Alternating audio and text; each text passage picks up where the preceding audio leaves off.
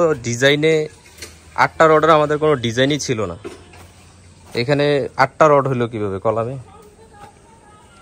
এই কলামটার সাইজ কত মাপবেন তো? 18-20 কলামের সাইজের লোক রডের সম্পর্ক না, এনে ছিল 12-15। তো আপনি 12-15 জায়গায় দিলেন যে 12-18 না 12-20 দিয়ে দিলেন, কিন্তু এই যে কত আছে 17 মানে 20 আছে, তো 12-20-এর ভিতরে আপনি 8টা রড দিলেন, কিন্তু 8টা রডের তো আমাকে কোনো কলামই ছিল না। এটা কি, এটা তো আমি বুঝি না ভাই, এটা আপনারা কেমনে কি করেন, এটা কোনো অর্থ হইলো নাকি? এখন কি জায়গা রড দেওয়ার সিস্টেম আছে? কি সিস্টেম আছে আপনার?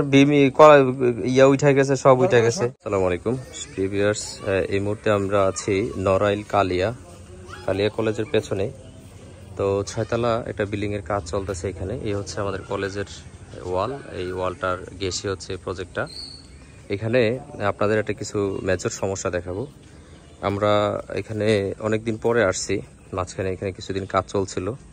তো এখানে কলাম ছিল 12-15, এই কলামটাও 12-15 ছিল, রডের ডিফারেন্স ছিল, কিন্তু এইখানে হয়ে গেছে এখন 12-20। দেখেন এই যে একটা কাজ চলতেছে, এই কাজটার ভিতরে এই যে বিষয়টা মেনটেন করা হইল না, এটা কার ক্ষতি হইল? এজন্য কাজ করার ক্ষেত্রে অবশ্যই দক্ষ মিস্ত্রি প্রয়োজন। ভালো মিস্ত্রি না হইলে আপনি ভালো কাজ আদায় করে নিতে পারবেন না। আরও কিছু একটা বিষয় দেখায় যে দেখেন আমাদের এই যে স্পেসিংটা, কলামের রডের স্পেসিংটা দেখেন, মাঝের 3টে রড স্পেসিং, এই সবগুলো স্পেসিং সমান হওয়ার কথা ছিল।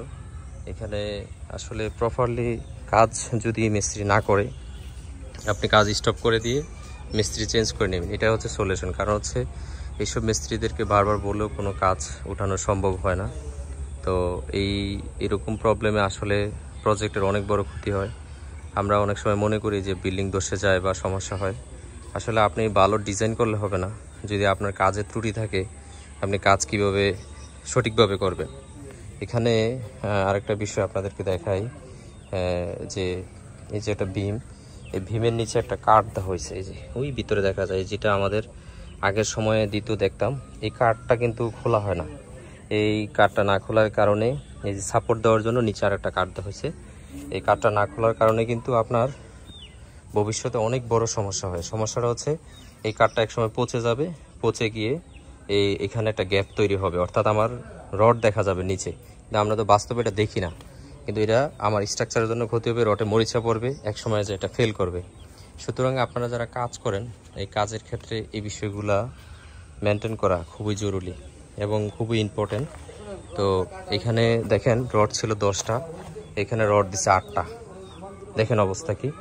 এখানে রড ছিল, কলাম ছিল 12-15 এবং রড ছিল 10টা। এখানে দেখেন 12-20-এ 10টা রড দিয়ে দিচ্ছে, সাইজের সাথে কলামের রডের কোনো মিল নেই। তো এই অবস্থা। তো আপনারা যারা বিল্ডিংয়ের কাজ করবেন, ভালো ডিজাইন করলে হবে না, ভালো কাজ করে নিতে হবে, ভালো কাজ বুঝে নিতে হবে, এবং ভালো মিস্ত্রির সাথে আপনি ইঞ্জিনিয়ার, মিস্ত্রি, মালিক সবগুলো বিষয় সমন্বয় করতে হবে, তাহলে আপনি একটা ভালো কিছু আশা করতে পারেন। তা না হলে কিন্তু সম্ভব না ভাই। এই যে দেখেন অবস্থা কি, দেখছেন।